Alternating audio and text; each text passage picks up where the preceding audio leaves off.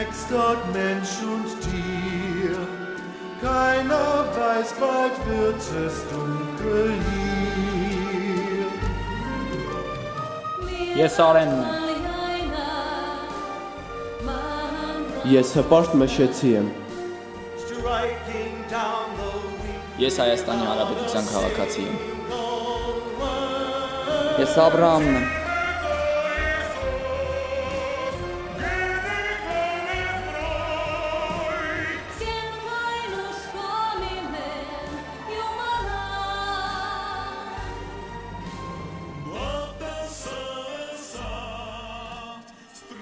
Ես հայ եմ։ Արմատներով վանեցի։ Իմ պապերը ծնվել, մեծացել եւ ապրել են Արևմտյան Հայաստանի Վան քաղաքում։ Ես ապրում եմ Գյումրիում։ Ես երիտասարդ մի պատանի եմ, ով գրեթե նոր է հասել կյանքի իրական շեմ, բայց հասցրել է տեսնել եւ զգալ այն, ինչը միգուցե դուրս է եղել պատանեկան մտահորիզոնի սահմաններից։ Ես հպարտ մշեցի եմ։ Այո, ես հպարտ եմ։ Ես հաղթել եմ իմ ճակատամարտում, բայց ցավոք մենք պարտվեցինք ողջ պատերազմում։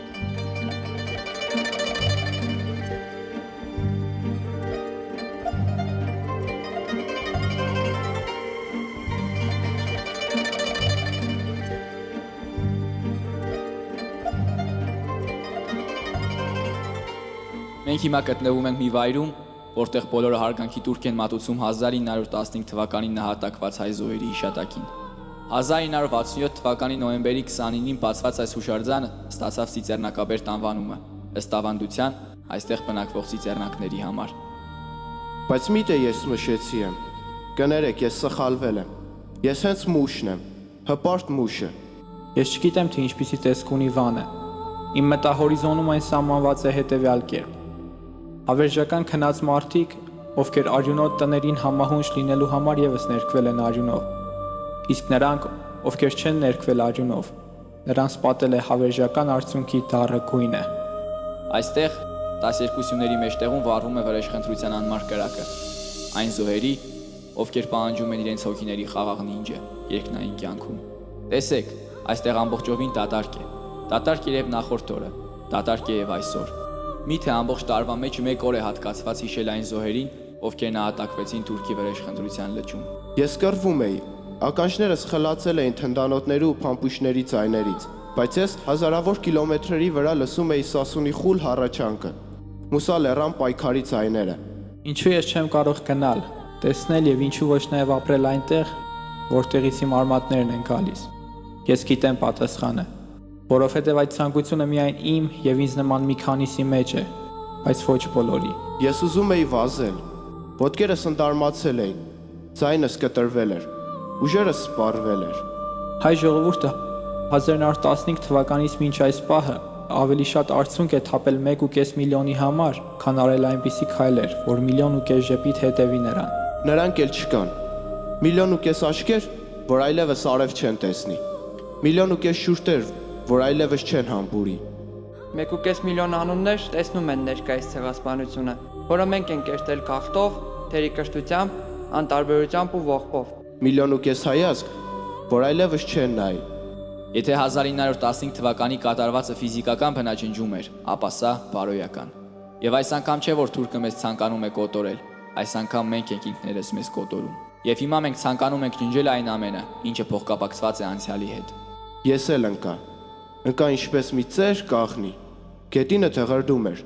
տարագիրների ոտքերի ձայներ։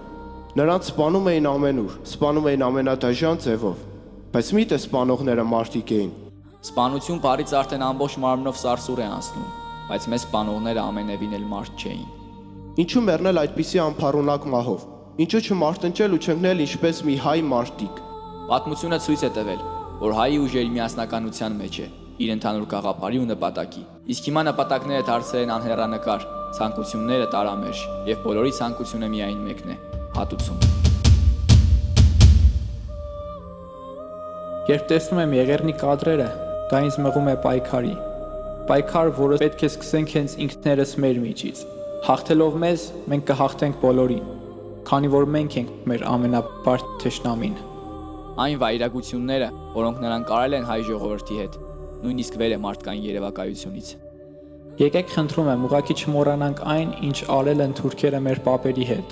Եկեք չմոռանանք մեր գլխացված պապերին։ Եկեք չմոռանանք աքսորի ժամանակ սովամա եղած մեր տատերին։ Եկեք ընդունենք այն փաստը, որ մեր կռիվը ոչ թե ուղղված է թուրք ժողովրդի դեմ, այլ թուրքական կառավարության, որը հերքում է հայոց ցեղասպանությունը։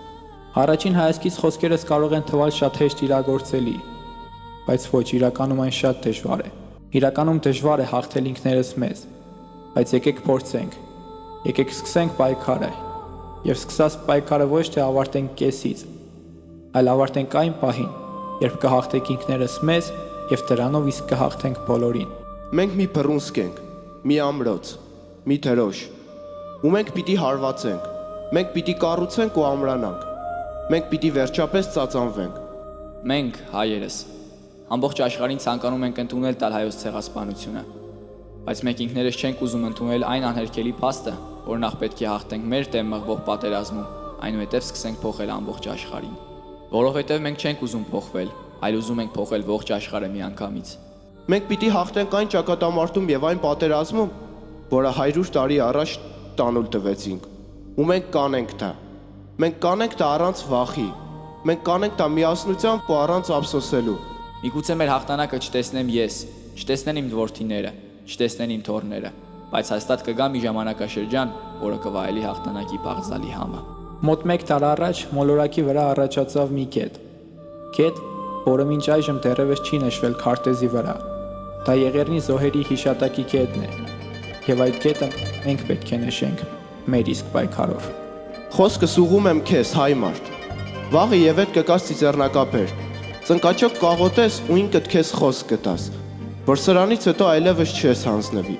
չես վախենա ու այլևս չես նահանջի։ Խոսք կտաս, որ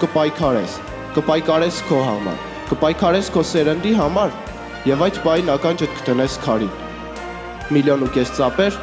կլսվեն քո ականջին։ Հարցանք